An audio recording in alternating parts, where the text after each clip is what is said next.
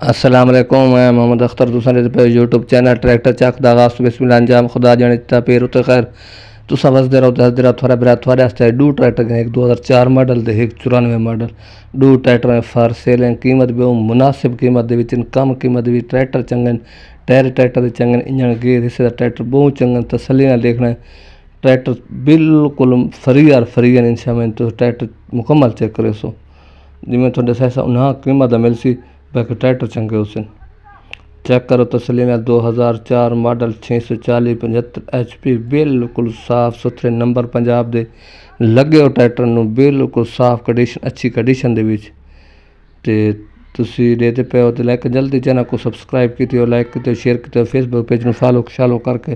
Tractor दी मुकम्मल video दिखी आओ ते तसल्ली ना देखो ये ट्रैक्टर थोड़े सामने फार सेल है जिस प्यारे भाई पास हो नंबर दे देना रबता करवाना उस तो बाद लोकेशन दसाना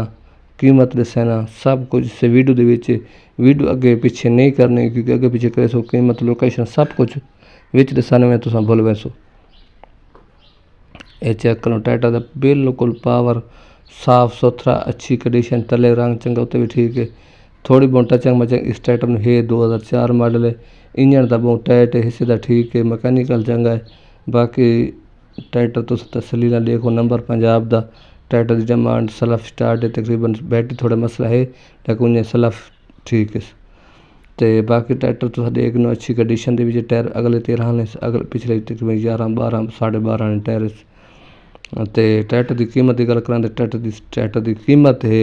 फैना जितना मिल सी 15.5 डिमांड है पूरे 15 लाख रुपए का मिल गए सी पूरे 15 लाख का मिल गए सी 2004 मॉडल ट्रैक्टर थोड़े सामने अच्छी कंडीशन दे विच सोहना ट्रैक्टर सुथरा ट्रैक्टर तुसां देखदे अच्छी condition they which tractor for sale है जिस पर बहन पास आवे रबता करे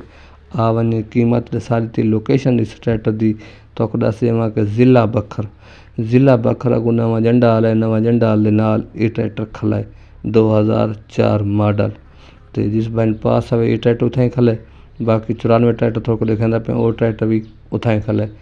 तो ये ट्रैक्टर तो देगी दे लोक ट्रैक्टर की मुकम्मल कंडीशन तले उत्ते ट्रैक्टर ठीक टायर भी अगले पिछले ठीक इंजन गेयर इसदा भी ठीक साफ सुथरी कंडीशन दे विच थोड़े सामने पिछले टायरां ताईं रिमां ताईं मड गार्डां ताईं थोड़ा नज़र आंदा पे ट्रैक्टर का कमी नहीं ट्रैक्टर चंगा है तसल्ली नाल तुसां डिठा है बेहतरीन ट्रैक्टर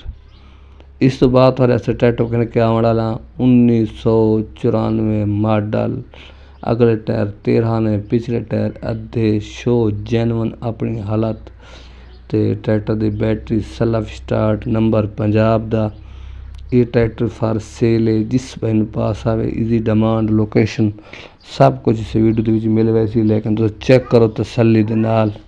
ये ट्रैक्टर का रंग वगैरह सब कुछ थोड़े सामने आ गए ट्रैक्टर तले टाइम बिल्कुल साफ पिछले टायर तो दसा पेरा लगता है बाकी ट्रैक्टर 94 मॉडल है नंबर भी पंजाब का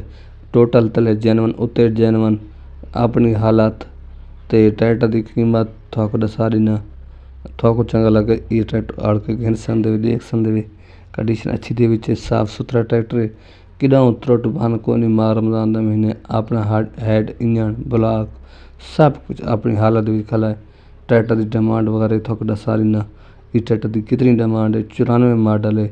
ट्रैक्टर चंगा है घर दे रखने का डाल ट्रैक्टर है तसल्ली वाला ट्रैक्टर है तुसां देखदे अच्छी कंडीशन दे विच साफ सुथरी कंडीशन दे विच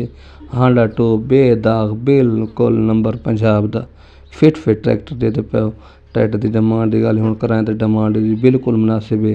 14 लाख डिमांड है 13.5 लाख रुपए का ट्रैक्टर बढ़ता है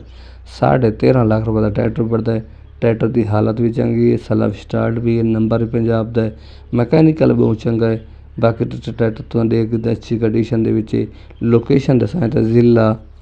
ज़िला बखर इलाका नवा झंडा आला नवे झंडा आल दे नाल खला है ये ट्रैक्टर टायर थोड़े सामने कंडीशन थोड़े सामने हर चीज़ थोड़े सामने ये ट्रैक्टर दे आगे बैक साइड चेक कर गनो ट्रैक्टर मुकम्मल चेक करो इंशाल्लाह तो मज़ा आसी ये बैक साइड देखनो मडगार्ड वगैरह देखनो बिल्कुल हर शे बिल्कुल इस अपना शो लगा खला है ये शो होर शो है इधर शो लत्था पे मडगार्ड ताई इधर अपना शो हुन लगा खला है तो ट्रैक्टर फॉर सेल है जिस भाई इस नंबर पर रब्ता करे सी आवे सी अल्लाह हाफिज़।